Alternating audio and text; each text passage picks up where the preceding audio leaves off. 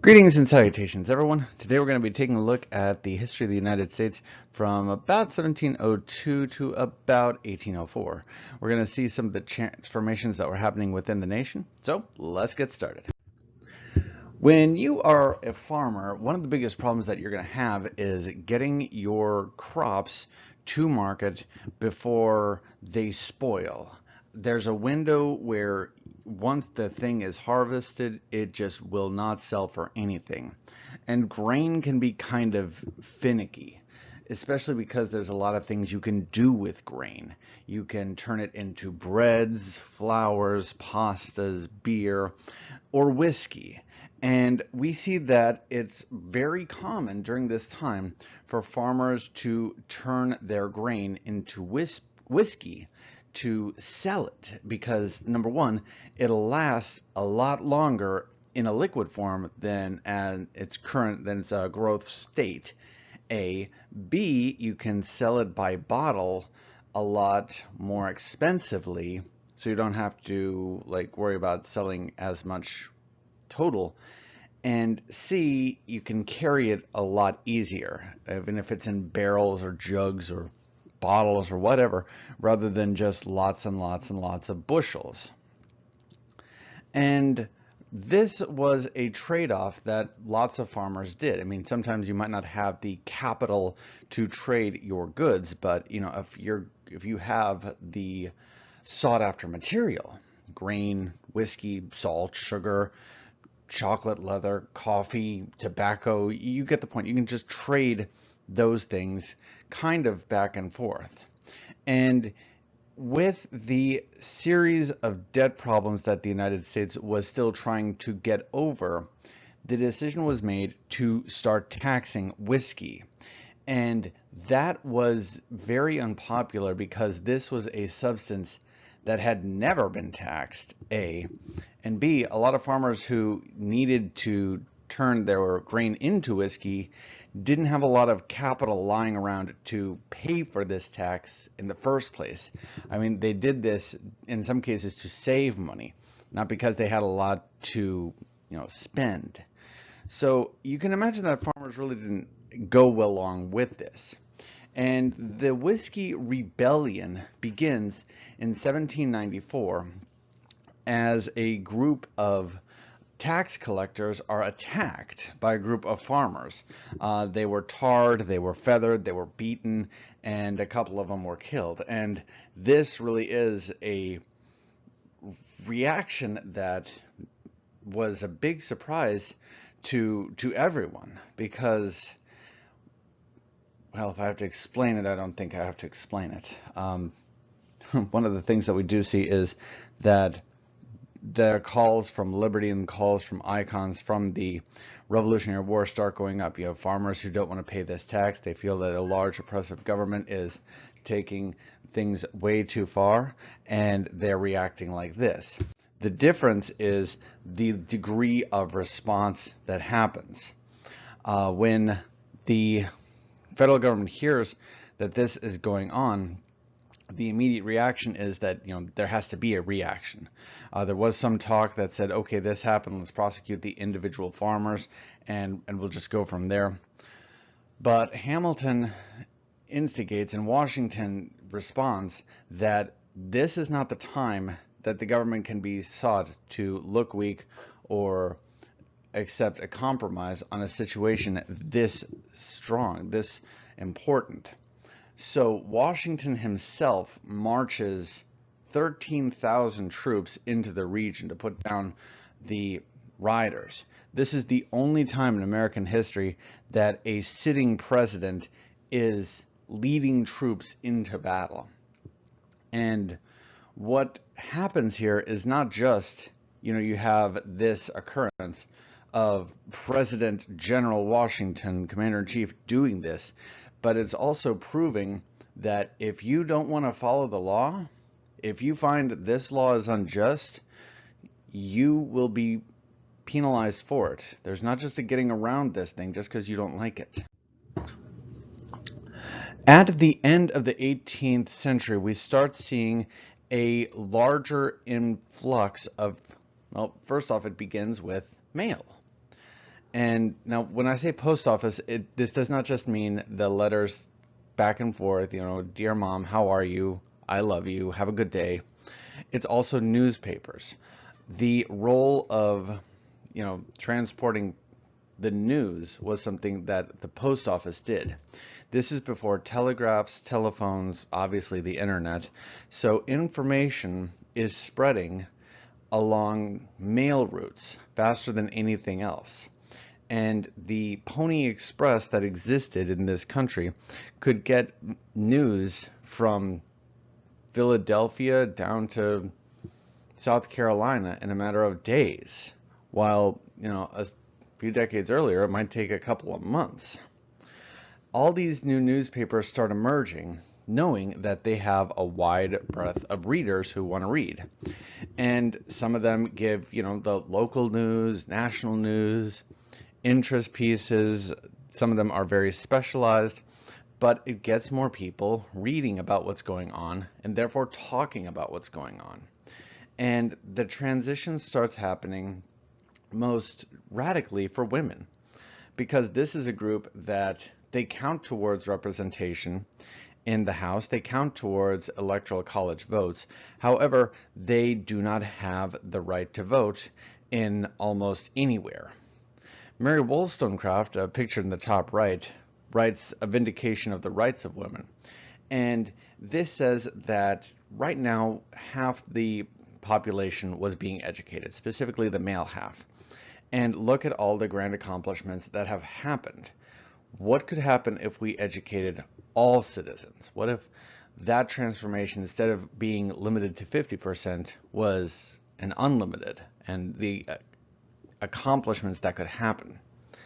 Hannah Adams would be the first woman that became able to make a real living as an author. And again, her calls were the same as Wollstonecraft, the idea that education is important, that education is the transformation of something else into someone else, and that it was so grandly important. In 1796, Washington chose not to run again, famously saying, "I did not take down one tyrant to become another in their place." He knew he was popular enough that if he chose to run, he was going to keep winning. And he didn't want that. And this is a guy who had come out of retirement to serve the nation a couple of times, and now just wants to not be responsible for this giant obligation.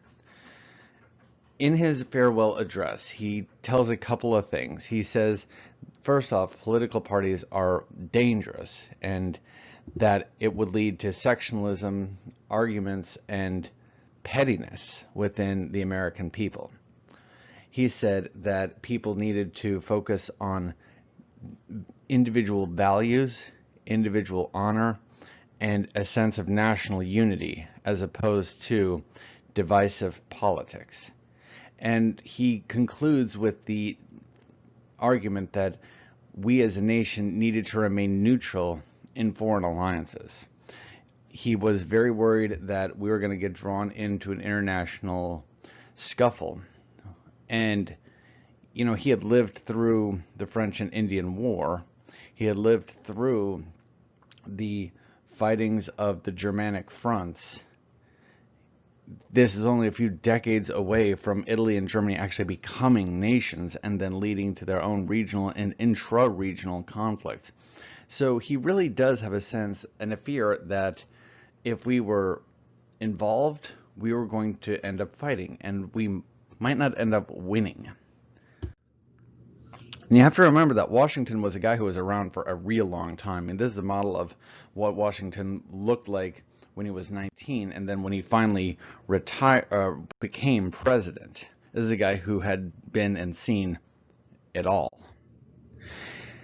In 1796, the Federalist Party puts up John Adams and Thomas Pinckney. The Republicans, Thomas Jefferson and Aaron Burr. And this is only the third election ever And we have a situation occur that is, no one thought was going to happen for a while. You see, the person who gets the most votes becomes president. The person who gets the second most number of votes becomes vice president. And this meant that Adams became president, but the person who got the second most popular number of votes was actually Jefferson. So you have a president and a vice president from two different parties. And Washington just left office saying, "Don't do this." And then it immediately happens. It was problematic, to say the least. Adams' administration, now, Adams was a diplomat, he was a statesman, he had lots of general working with the idea of republicanism and what a republic should look like. But his administration was complicated, to say the least, in one word. The fighting between France and England had continued to escalate. Both sides are continuing to seize American ships. And this was, even though we had signed agreements with England and it had pretty much dropped off from them, France is now acting the fool on their end. This leads to the XYZ affair, which began when a couple of diplomats go to France, and the French won't even listen to them without accepting a bribe first. And this is a rather substantial amount that they want. And when news of this breaks in the United States, it is referred to as the XYZ affair. Something so heinous they weren't even going to put it in actual words. They were just going to use those three letters to justify it. And it looks like we are about to go to war with France. And holy cow, this happens like almost in like initially for Adams. It's so bad, it's so crazy that they're seriously talking about contacting Washington, bringing him out of retirement for like a fourth time so that he can lead our army in battle against France. Now, fortunately, this does not happen. Cooler heads prevail, but, well, then we get some internal politics that do not end well. The Alien and Sedition Acts are passed by Adams. And this said that if you talked a mess about the government, if you criticized the government, then you could be arrested. And that's, kind of a gross violation of the First Amendment, the freedom of speech. See, it came out as a reaction after President Adams put together the Alien Act, which said that the president or his officiant could export foreigners who were deemed dangerous. This was meant to be the kind of power that would limit rival militant nations and their agents here in this nation. And this was more like diplomats and potential spycraft. However, that's not how it is remembered. It is remembered as the reaction to this. The Alien Act was meant to make sure that fighting didn't really happen that much, and the Sedition Act was meant to, so anyone couldn't talk about it. Not popular, not even a little bit. Jefferson, who spoke up against both of these, is supported by the Virginia and Kentucky resolves. And these were legislations and majority votes in both of these states. And these are, some of your richer southern states, some of your more prosperous southern states, and home to Jefferson and Madison. So they have both the popular support of the people as well as the financial support of the region backing them. And the resolves attacked the Sedition Act, saying that it was unconstitutional, and even said that the state could have the ability to nullify, basically not follow a federal law if they so choose. Now, if you're more familiar with American history, the words nullify and federal law, that might sound familiar. We're going to cover this topic again. It keeps popping up over the course of the next 30 years, and then it pops up again 60 years after, or 30 years after that. But ultimately, they are seen as threats to the nation. And people are worried about both the resolutions that are attacking these policies and the policies themselves. Over time, people are less willing to back the Federalist Party, and the Federalist Party is going to lose a lot of its initial support because Adams tries to do this.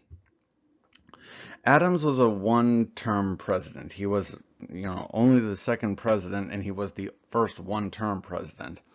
On his way out the door, actually, it's as he loses, and you can see here on this chart, he really didn't lose by a huge margin, but he did still lose.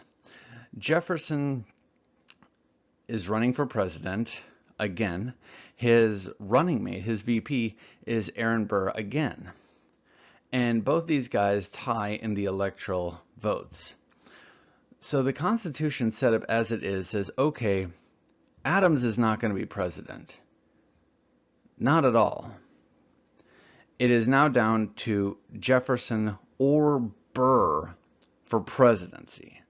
And in a tie, it goes before the Congress to make the final decision. In the end, a passionate speech from now deposed former Secretary of Treasury Alexander Hamilton supports Jefferson over Burr, and Jefferson becomes the third president. It is a big surprise because there was no love lost between Hamilton and either Jefferson or Burr, but Hamilton believed that Jefferson stood for more of an impact in the nation than Burr did.